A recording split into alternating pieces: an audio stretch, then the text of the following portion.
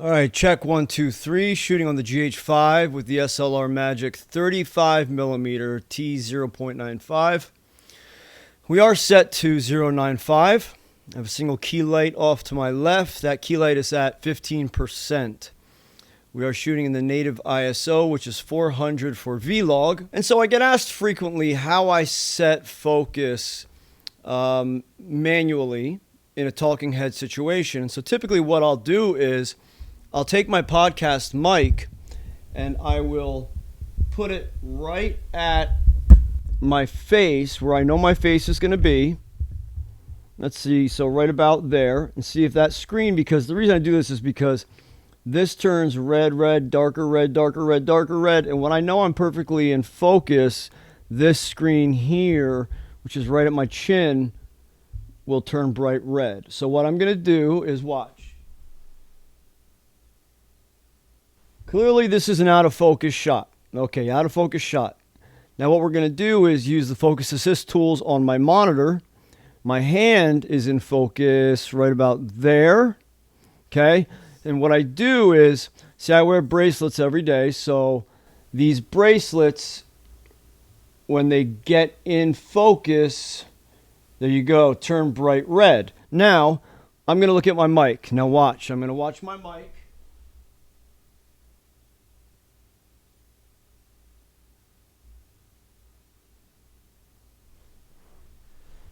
And right about there, my screen, or what you would call the wind muff, the wind screen on the podcast mic, has now turned bright red. But technically, I've got about 2 inches of wiggle room here. I should be pretty dead set in focus right now. And you know, a lot of people think that wearing trucker caps like this, mesh caps, is just for style. But in reality, it also helps with manual focus, because the mesh, when you go in and out of focus, will pick up on the peaking very well. So when you're focusing your manual focus lenses, you want to have something, especially something that is mesh, that picks up on the pigmentation or whatever color you've selected for your manual focus peaking. For me, I always select red. It's always red because that's just the best for me to see. So we should be pretty much nailed focus here, right at the front of my face. And again, we're using a T0.95 lens on a micro four thirds camera. But that should be pretty spot on focus right about there. Now again, I've got about an inch in front and an inch behind me where the focus still sticks to my face, but not nailing it. Now the eyes are hard. A lot of people use eyes. I know a lot of people that do their manual focus based on eyes.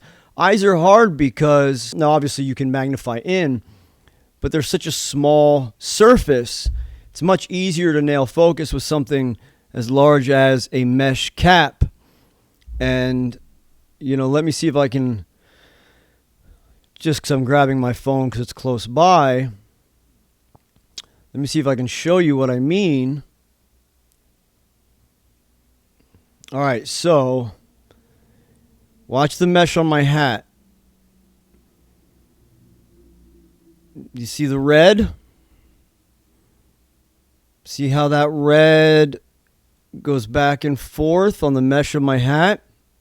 Same thing with the microphone. If I pull the microphone forward, backwards, the focus peaking, man, my phone sucks. This is an iPhone 16 and it sucks. But the focus peaking on my 5 o'clock shadow picks up the red. Do you see that? So that's how I typically will nail focus with a manual focus lens in a talking head situation like this. Each monitor is very different in their manual focus assist tools. That is one thing that I absolutely love about the Atomos Shinobi 2 is the manual focus assist tools on the Shinobi 2 are by far better than just about every other monitor that I've used. And I do believe also that they're a little bit more accurate. So right now we're using just the cheap $70 Feel World 7-inch.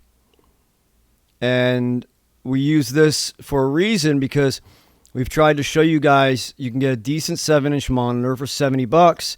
No, it doesn't have all the bells and whistles. It's not touchscreen, but it's a good, accurate monitor. And it's $70. And if you buy it used, you could probably buy it for $50, $55, okay? So at The Growing Pro, we're here to help you guys get to the point where you're making money with your craft faster by not wasting your money, okay? By not just listening to everybody. And by the way, we're shooting this on the GH5 in Vlog in 422 10-bit, I believe all I. 23.98 frames per second, Vlog light. Yes, it's not as nice as Vlog, but it's still pretty easy to color grade. And with very minimal work, you can get a very cinematic and presentable image. Last thing I'll mention is the key light to my left, okay, is a 4.2 foot octabox with a grid on it. I typically like my shots to be underexposed. With this shot here, I did not add a variable ND filter on this lens, which I typically do for a lot of our work, even in content creation, in-house or in the studio. But I just wanted to make this as basic as possible, because I know not everybody has a variable ND filter. Guys, these SLR Magic lenses, I've said it 1,000 times.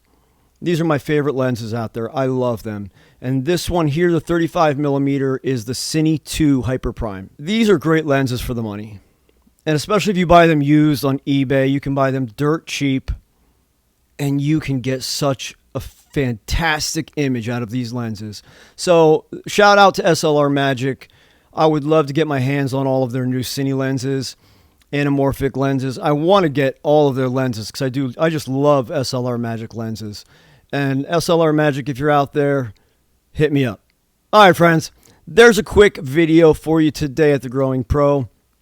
Want to answer a couple questions that have come in about focus peaking, about nailing focus. So have a great day, guys. Get out there and create. Stop spending your life saving money for the latest and greatest that every YouTuber says you have to have in order to create this and that and this. You don't. You can go create cinematic, beautiful images on a GH5. Absolutely. Hands down. All right. I'll see you in the next video.